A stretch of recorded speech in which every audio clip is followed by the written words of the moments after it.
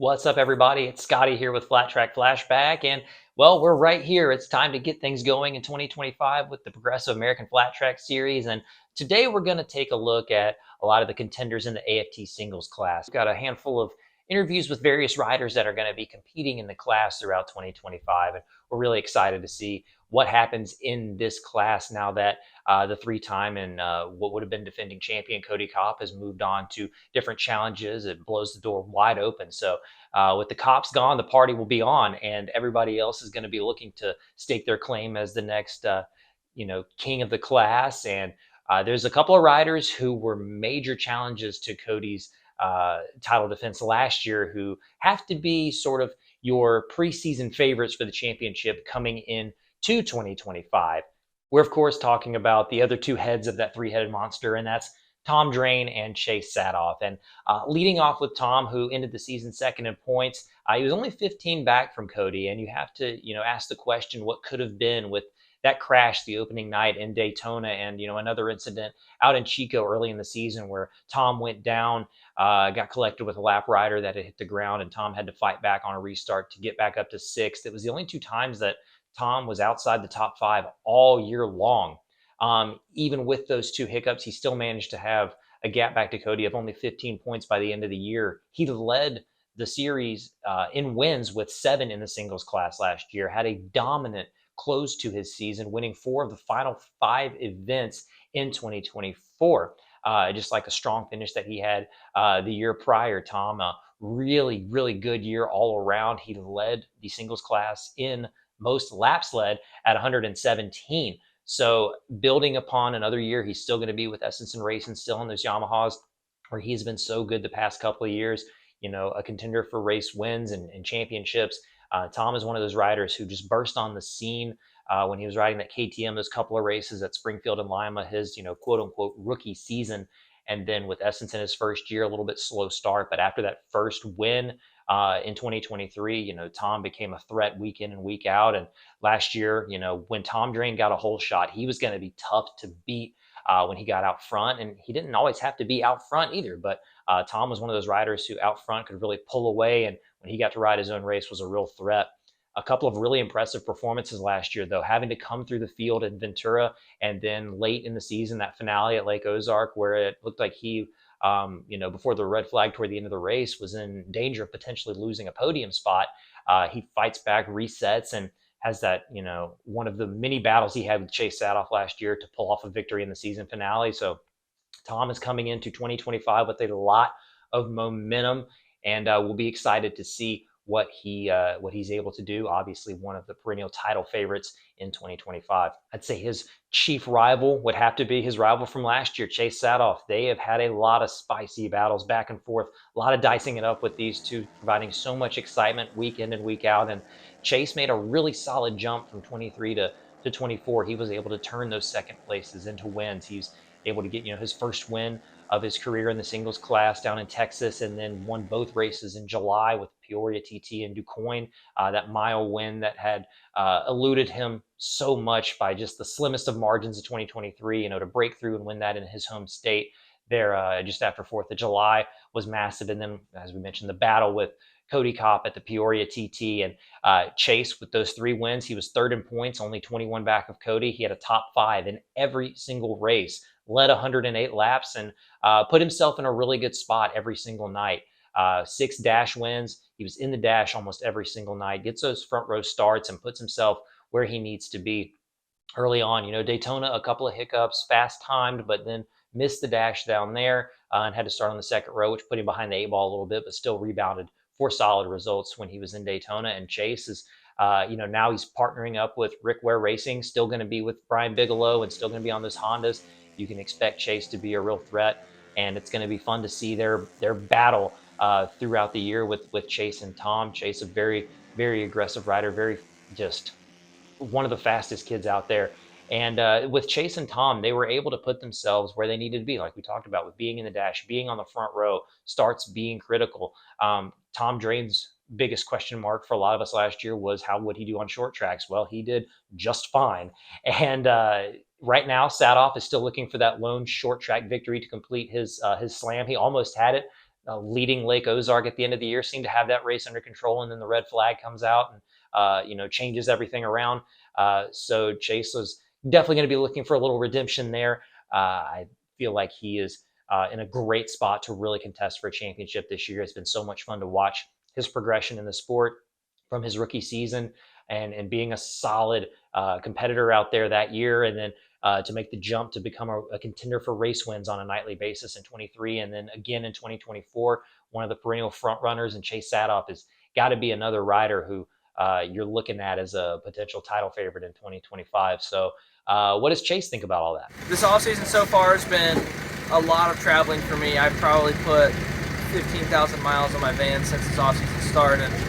I've been up in Michigan riding ice with Brian, down in Florida riding moto down there, flat track here, riding there, driving there, picking this up, and I'm ready to be in one spot for longer than a week and do some hard training for the rest of the season. I've been on it right now, but I need to work harder. Rick Ware hit us up at the end of last season, or a couple weeks after the season ended, and just got in contact about it. We talked about it for a while, but it definitely gets my excitement level. I was here and now I'm here. You know what I mean? I have to worry a lot less about other things, and I'm really stoked for the 25 season. I feel super strong, and hopefully I can prove it next year. Moving forward from Chase and Tom, there's a couple of veterans who are going to be back in the class this year who are going to be ones to really keep your eye on. And we're talking about Chad Coase, who's back with First Impressions Racing, and Trevor Bruner, who returns to the Turner Racing Honda team. And both of these riders have been incredibly active in the offseason, have been finding a lot of success in the offseason with their new teams and getting a lot of valuable racing laps on those bikes and competing with really a lot of their fellow competitors that they're going to see all year long, whether it be at the Panhandle Clash or Mid-Carolina Speedway with the Southeast Flat Track Racing, or obviously Winter Throwdown. Starting with Chad Coase, he partnered up with First Impressions after James Ott was injured in 2024 and had a strong close to their year. Chad was getting finishes of 6th, 3rd, and 8th with those bikes, contesting for those wins out in Springfield, and on a day where he was trying to pull double duty with the single and the twin, and Chad to be up there racing for the podium and getting on the box. A really strong way to close out their 2024 and to build into 2025. He's won several events with the Southern Dirt Track Association.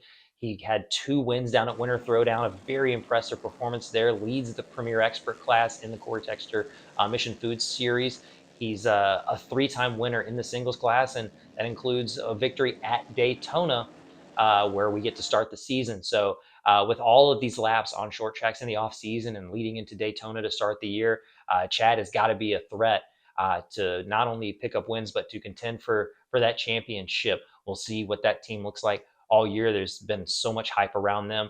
Chad, teaming with Evan Renshaw, who we will talk about soon. That is going to be a very formidable pairing. And again, Chad has looked really, really strong at the Southeast Flat Track opener. He got the better of Sammy Howard in a dash for cash and was up there in the hunt for wins in those main events, getting really solid starts, and those are going to be critical with how deep this singles class is going to be this year and how talented the top of that class is going to be.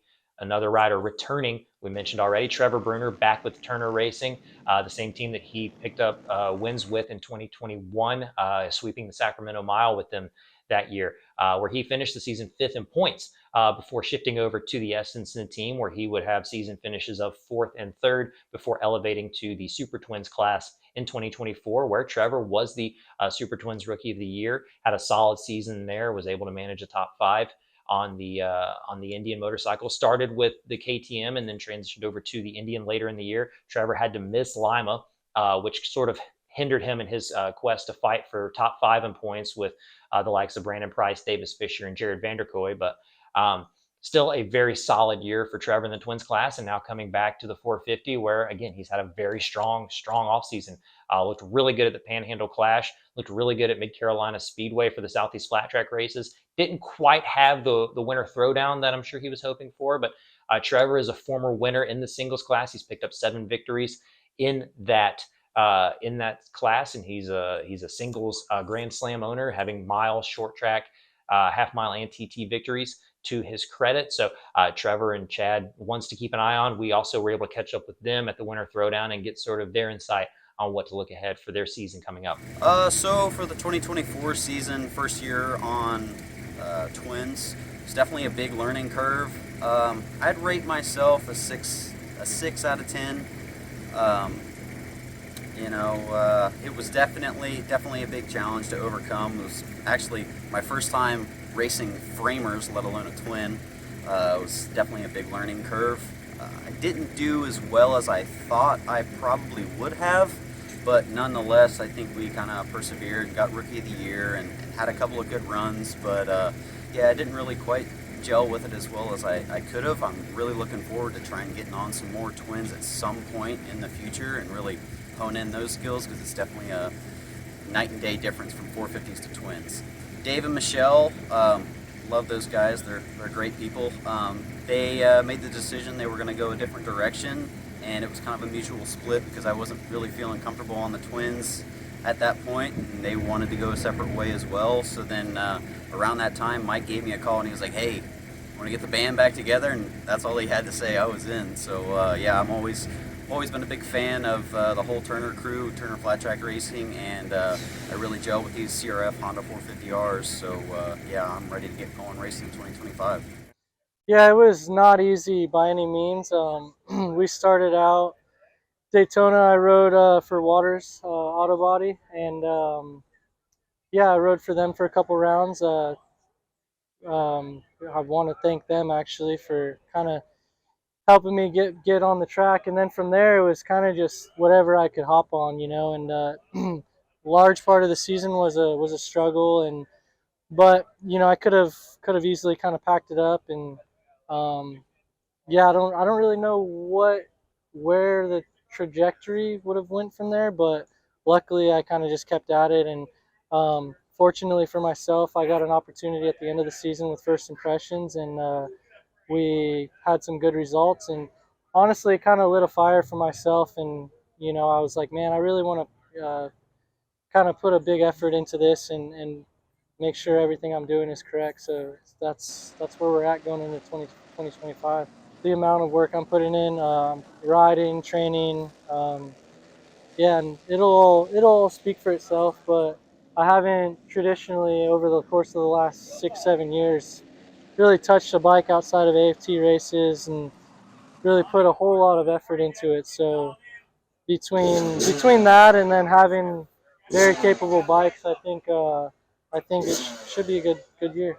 I thought it was a really good point in one of Corey Texter's Tank Slapping podcast articles that they post on their Patreon page, where he mentioned how the sophomore year for a lot of these riders tends to be where they make the biggest jumps. And we got to see it with Dallas. He, had his rookie year, the back half of that season, put in a solid run, but then sophomore year, even though he missed that first main event, became a champion. Cody Kopp, rookie of the year, solid performances on the box.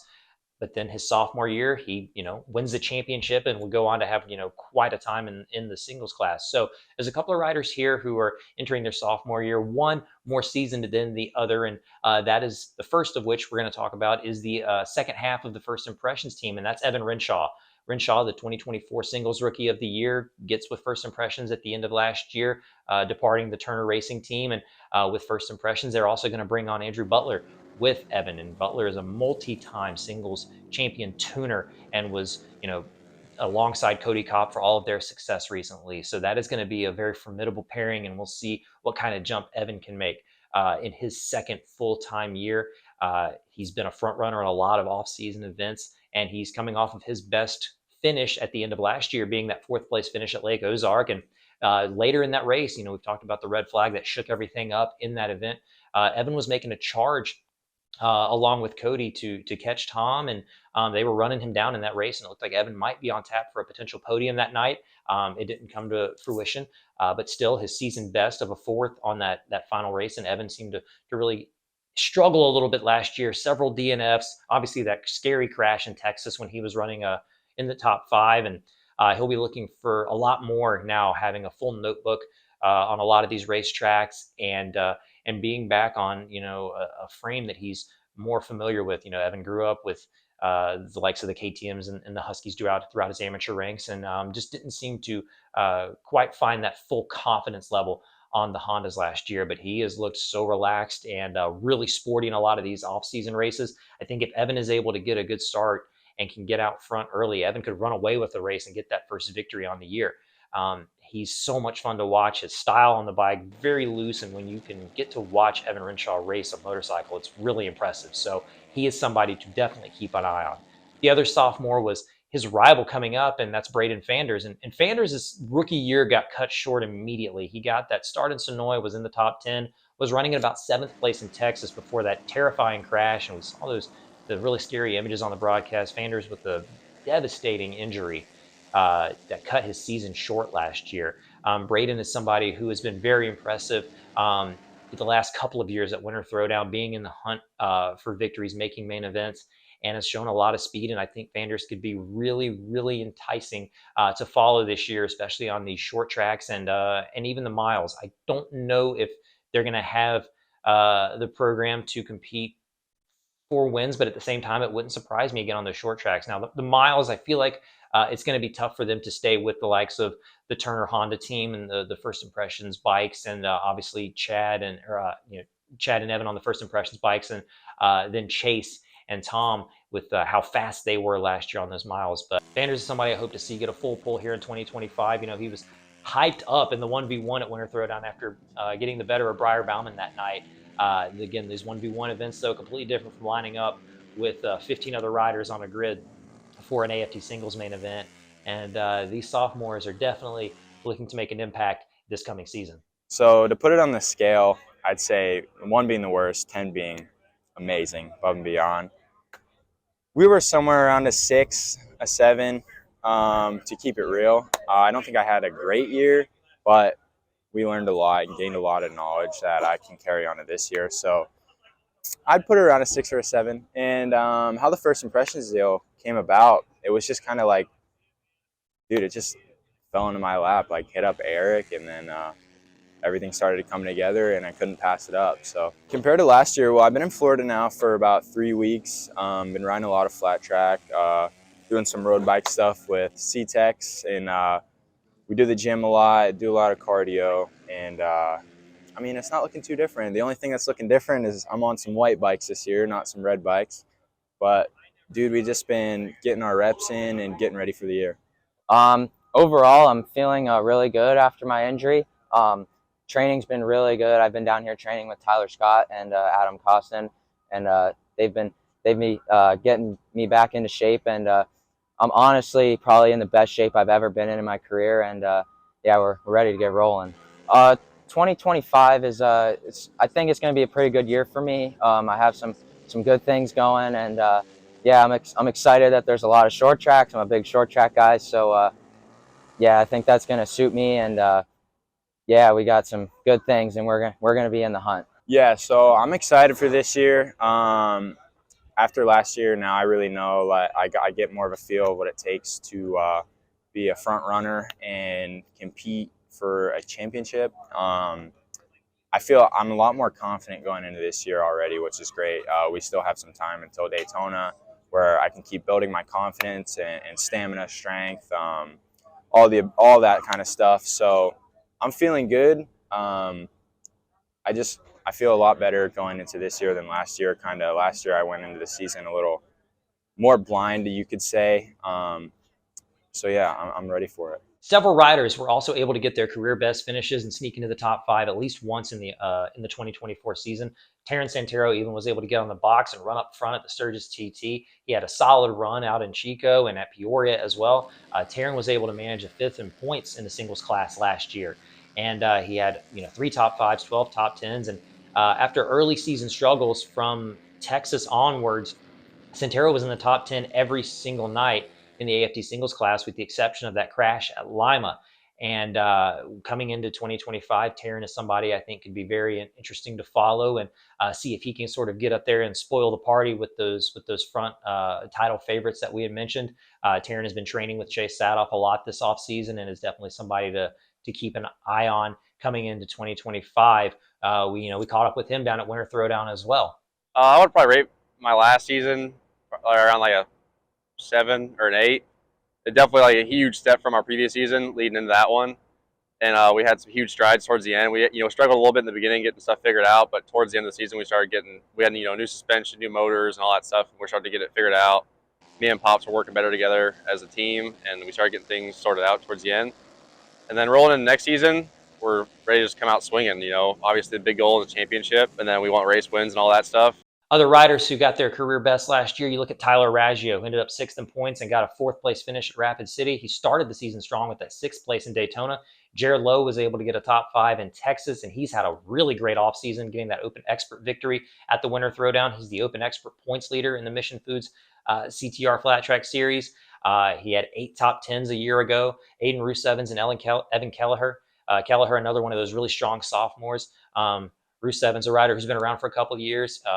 Aiden, Evan, and Logan Eisenhart as well also got a top 5 finish last year, but weren't able to compete a full season. All of these riders looking to build upon career best finishes in 2024 and to potentially sneak up. And of all these riders getting another podium, Santero might be the favorite because he's already been there, but we'll see what some of these other guys can do throughout the season. This class has obviously gotten a little bit tougher. And that's not even to mention the rookies that we'll get into as well, and some of the riders who may come down and make a few select appearances on a night-to-night basis. But this grouping of riders could be really fun to see battle night in and night out. Jared Lowe coming with a lot of confidence. Roos-Evans, so aggressive. Eisenhart, if he can get a good start, what can he look like up there in the mix? He was running up front down there in Daytona one of those nights. And then Kelleher mixing it up with the boys at DuQuoin on the mile. Raggio, one of the more stylish riders on the circuit. So it'll be really fun to watch all of these guys dice it up in 2025 and see if they can even build upon those career bests from 2024. This is going to be a really fun rookie class. It's going to see various riders come in at various points in the season. So I'm not even sure who to say might be the favorite for Rookie of the Year, but I guess if I had to pick one, I would have to lean towards Walker Porter. Walker, who's going to have familiarity with the Turner Racing team, and he picked up a really impressive win at Marion County Speedway for the SDTA series. Walker, obviously, coming off a Horizon Award victory or performance at Amateur Nationals from a year ago. Unfortunately for Walker, he's going to be a little hampered because he's going to miss the first 5 races of the season, which is going to put him a little bit behind the 8 ball. But Walker, a very talented rider, and it'll be fun to see what they're able to put together. Walker's one of those kids who, since he's gotten on a 450, has been incredibly fun to watch. The battles with Trevor Bruner a couple of years ago at Travelers Rest. Trevor, now Walker's teammate in that Turner Racing camp, so that'll be fun. Walker also got the better of Cody Kopp and Trent Lowe and Evan Renshaw in an event at the Southeast Flat Track Series opener in 2024. So Walker's proven that he can definitely hang with the best of the best. And again, recently that Marion County Speedway victory. We'll see what Walker's able to do coming into 2025. He's definitely got some pretty high expectations, as well as the Cunningham brothers from Pennsylvania. Dylan and Tyler had that really special 1-2 finish in 2024 at the Winter Throwdown in an amateur class. And while they weren't major factors in 2025 stepping up to the expert class, we got to see Tyler have a pretty fun duel with Trent Lowe at Mid-Carolina Speedway in one of the expert heat races down there. And they do get to start their season in Daytona, so if they can get their bikes in the main event, collect some valuable points, they could be definitely in that Rookie of the Year category. And it'll be fun to see what these rookies can do coming into this 2025 season, and let's see what they think about it. The off-season's been pretty good so far, hitting up a lot of races, as many as we can, and had a couple of problems with ankle injuries and stuff, but got through that and just ready to get after it today. And then after this weekend, we'll be heading down to Johnny Lewis's to train with my teammates, and into 2025, the AFT season. My first race will be Lima, and then just looking to get as many top 10s as I can and just do as best I can. So our first race this year is going to be Daytona. We're not going to hit every round this year. We're going to do mostly like the East Coast and everything that's kind of close to us. So we won't be going out to like California or none of that. But I'm just looking to get a lot of seat time, get better, make all my mains. I definitely want to have, I don't want to set really high expectations. My one expectation is to try and at least make every single main that we go for. But if I don't, I definitely just want to get better and better each weekend we show up. Additionally, how often are we going to get to see the likes of Skylar Sintel and Cage Tadman? Sintel was so impressive at the RBA race last year. He's pre-entered for the Daytona short track. Cage Tadman made a couple of expert main events down there at Winter Throwdown. So if he can come out and compete with some of these riders, he's a very exciting young rider, great style, so much fun to watch on the bike. Those two guys would be ones to mix it up in this expert singles class for 2025. Be fun to see how often they get to make it out to the racetrack. We can't forget about the likes of maybe Caleb Martin or Trevor Martin. Whenever they're able to show up and compete on the track. Trevor unfortunately got injured down there in Callahan. We didn't get to see a whole lot of him out of that. But Trevor has been such a force on these cushion half-mile type tracks with those RPM races, and feels real confident on his KTMs. It was fun chatting with him down in Callahan prior to the racing getting going down there. So a lot of exciting rookies. I don't know that I'm ready to say that any of them are going to be podium riders or maybe even top 5. But we'll see what their rookie seasons look like, and who knows? Maybe one of them can sneak in a top 10, or it'll just be fun to watch these kids progress and see how they get their career off and going here in the 2025 AFT singles season. Dalton Gauthier, we don't entirely know what his program is going to look like in 2025, but Dalton is a 12-time singles winner. He's got 5 of those wins on short tracks, where the majority of the season is going to take place in 2025.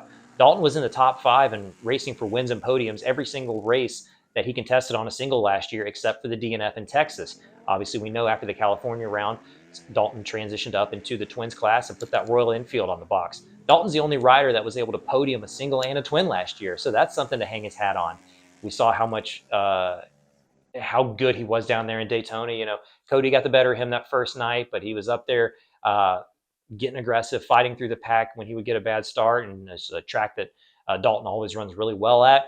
We're excited to see what his 2025 is going to look like. Honestly, we went into last year with no budget, just looking to have some fun and not chase the whole championship, honestly. And yeah, just go have fun, save money, and we ended up doing really good at the beginning of the year. I got second and a third at Daytona, and won the dash at Sonoya, and then a second at Ventura, and then missed a round or two, and then actually went and rode the Royal Enfield for the rest of the season and got my first podium. So that was awesome. But yeah, I'm kind of going to be doing my own thing this year. Can't really say what I'm going to be riding. Go to the races that we want to do and have fun, and think that we can do good at. And yeah, just the budget's not crazy for us, and it'd be awesome to find some new sponsors. But we're not going to go out there chasing diamond nickel after people. So we're going to do it our way and have fun with it. And of course, with Cody stepping away, Shayna Texter Bauman, if she runs a single, she's got a chance to, win a couple of races and grab that top spot again in the all-time wins leader category. You just can't ever count her out. She had really strong showing at Springfield toward the end of the year, got that top 5, which was so cool to see. Shayna's got a lot of responsibilities with the Rick Berger Racing program. So we'll see how many races she gets to run in the singles class this year. She's also putting in a lot of effort to help Corey with that Mission CTR Flat Track Series, but just such a valuable asset to the sport of flat track racing. And we hope that we can see Shayna contest for a few races this year and get up there and fight for a couple of wins or a couple of podiums at least throughout the 2025 season. It's one of those things where we don't know how much longer we're going to get to be blessed with her presence on the racetrack. And so just hope to see her factor into several rounds this year in 2025. So yeah, that's going to bring the singles episode to a close. Next show, we're going to talk about the twins class, and we're inching closer and closer to the start of the Progressive American Flat Track season. The national racing is upon us. We get a couple of rounds in short succession with the Daytona doubleheader and then Sonoy there in March. And then we've got a kind of a lull before the little West Coast rounds, and then another lull before the summer months and things start to really fire off. But I'm curious to see what you guys think, who your title hopefuls are. If you listen to the Sideways podcast with myself and Kolby Carlile, we're kind of leaning towards Tom, Chase, Trevor being the top 3 in points. And if Chase is able to get a couple more wins this year, I feel like he could become the title favorite. But it's going to be tough to beat Tom, and we'll see what Trevor's like coming back into this season. It just seems really happy back with that Turner team, and there's just a lot of excitement with this class, a lot of talented riders, and we can't wait to see this season get underway. So again, please support those who are supporting the sport. Please check out Tank Slapping Podcast, Off the Groove with Scotty Dubler. Please make sure you're following Sammy Halbert for all of his content. How we doing, Roger that. Everybody that's getting involved in this sport and helping it grow, it means the world. And thank you guys so much for checking this out. Also, a big shout out to Fans Choice TV. They're going to be covering not only the entire Mission Food CTR series, but they're going to have all of the Steve Nace racing be it the All-Star or the AMA Amateur and Vintage Racing that's taking place during Bike Week leading up to Daytona. They'll be down in Waycross, Georgia, as well as that event at the Daytona Short Track the day before the Nationals. So make sure you get those Fans Choice TV subscriptions and get to follow along with all the racing that's going on leading up to the Nationals in Daytona. I know we'll be tuned in and looking forward to all of that. Thank you guys so much for watching. And yeah, check out our Twins preview coming up here pretty soon. And I don't know when I'm going to get to another racetrack. There's a lot of things going on, unfortunately, in my personal life, fortunately and unfortunately, that I'll get to maybe another time. But we're happy to get to talk flat track racing and hope you guys are still enjoying it and getting excited for the season ahead. So take care, everybody. Peace.